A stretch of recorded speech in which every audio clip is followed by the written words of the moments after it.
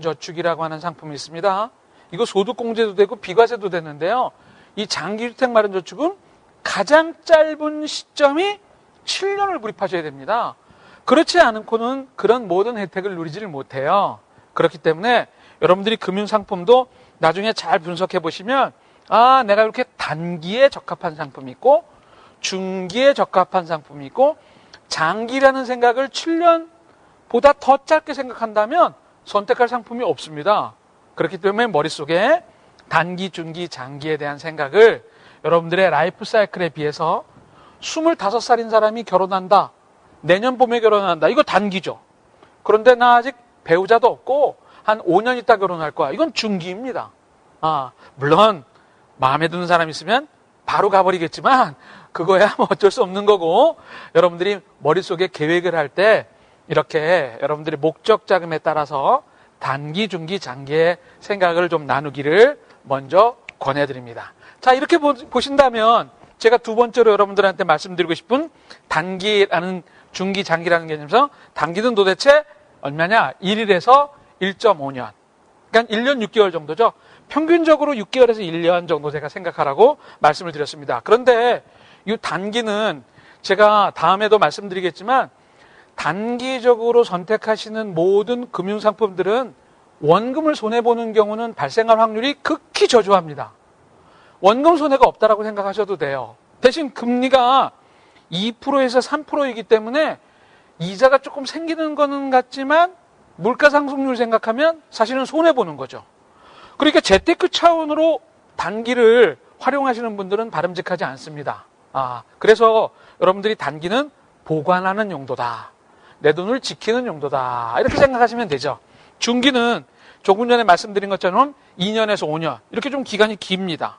평균적으로 3년 정도로 생각하시면 아무런 문제가 없어요.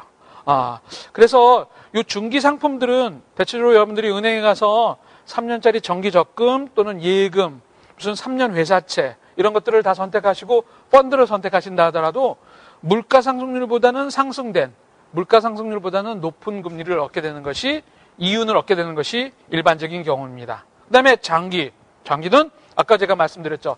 생각하고 싶지 않은 시간이지만 7년에서 30년. 20살인 분이 25살인 사람이 30년을 생각하면 55세거든요. 이제 은퇴할 때가 되어오는 거죠. 그렇게 해야 되는 것도 있다라는 것을 여러분들이 좀 기억하시고 저와 같이 다음 페이지를 넘기도록 했으면 좋겠습니다. 자, 여러분들 혹시 읽은 책 중에 스티븐 코비 박사가 쓴 성공하는 사람들의 7가지 습관 뭐 이런 책을 보시면 무엇부터 먼저 해라? 중요한 것과 급한 것이 있을 때 중요한 것을 잊어버리지 말아라. 이런 얘기가 나오는데 이 재테크에서도 재무설계에서도 굉장히 중요합니다. 제가 여러분들한테 그 이유를 설명드리겠습니다. 우리가 일반적으로 생각하기에 중요한 건 뭐가 있을까요? 중요한 것. 내가 돈을 여러 가지로 고민을 할 때 중요한 건 뭐가 있을까? 물론 아이들은 컴퓨터 사고 싶은 거, 게임 사고 싶은 거, 맛있는 거 먹는 거 이게 중요한 거겠지만 우리 성인들이 생각하기에 자기의 가정과 라이프 사이클을 생각할 때 이 기본이 되는 중요한 것들은 이런 것들이 얘기가 있습니다. 최소한의 주머니입니다. 이 주머니를 갖고 있지 않았을 경우에는 봉변당한다는 거죠. 나중에 어디다 하소연할 데가 없다라는 겁니다. 그래서 예를 들면 유동성 뭘까요? 우리 아이가 갑자기 아픈데 아니면 저녁에 밤에 12시에 돈이 갑자기 필요한데 이거 어떻게 할 수가 없습니다. 이런 돈들을 우리가 유동성 자금이라 해가지고 카드로 뽑을 수 있는, 물론 현금 서비스 받으면 되죠 라고 얘기하시면 제가 할 말이 없습니다. 그건 제대로 된 돈 관리가 아닙니다. 여러분들 5% 예금에 넣어놓고 24% 현금 서비스 받는 건 이건 어떻게 보면은 계속 손해보는 장사를 하는 거죠. 그러니까 유동성이라는 것은 손해를 보지 않고 찾을 수 있는 내 돈이라는 개념에서의 유동성입니다. 그 다음에 보장성 보험. 보험 얘기 나오면 여러분들에서 눈살을 좀 찌푸리시는 분이 많이 있을 텐데 제가 보험 얘기 이게 왜 기본인지를 한번 말씀드리고 넘어가죠. 우리가 재테크에서 이런 재무설계에서 중요하게 여기는 몇 가지 개념이 있습니다. 예를 들면 이런 겁니다. 여러분들이 한 달에 100만 원씩을 열심히 저축하셔가지고 가정의 행복과 아이들의 미래를 위해서 준비를 하십니다. 도대체 이 100만 원이 얼마나 모여야지 5천만 원의 돈이 준비될까요? 그렇습니다. 50개월.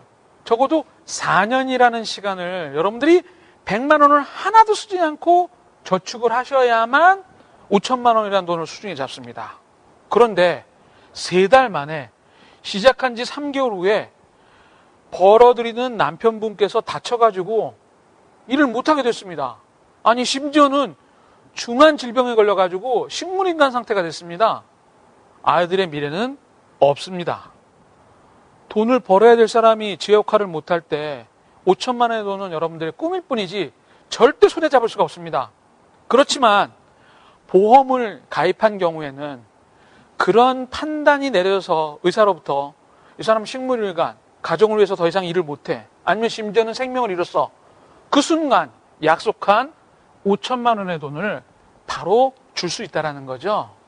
그렇기 때문에 우리가 일반적으로 생각하는 재테크는 시간이 지나야지 그 돈을 모읍니다.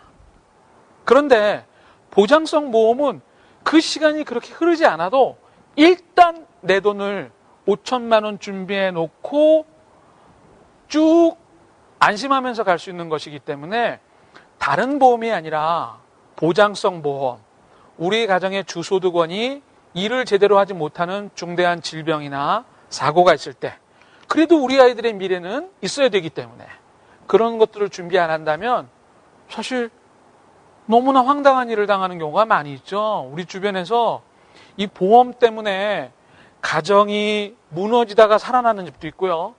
이걸 준비 안 해서 잘 나가던 집이 어느 날 갑자기 무너지는 경우가 존재합니다. 그렇기 때문에 여러분들께서 생각하시기에 저 보장성 보험은 최소한의 주머니 범주내에 넣으셔야 되는 것이 맞고요. 자녀 교육, 눈앞에 있는 자녀 교육, 그 다음에 미래에 있어야 될 은퇴, 이런 것들 반드시 있어야 될 기본적인 재무 목표라고 생각을 하시면 됩니다. 그래서 여러분들이 만약에 잉여자금이 100만 원의 잉여자금이 있습니다. 월급을 300만 원 받아서 100만 원을 우리가 남긴다 하면은 30만 원에서 40만 원, 30%에 40%는 반드시 중요한 것을 위해서 쓰셔야 됩니다. 10만 원이든 5만 원이든 뭐 15만 원이든 쪼개서 유동성과 보장성 보험 이런 반드시 나중에 준비를 안 하고 작게라도 오랜 동안 모아서 우리 가정을 지킬 수 있는 중요한 것에 반드시 쓰시라고 제가 권유를 드리고, 두 번째는 급한 겁니다. 이건 우리 주변에서 여러분들이 살다 보면 급한 것이 너무 많죠. 배우자 모르게 한잔 하셨는데 카드를 긁었어요.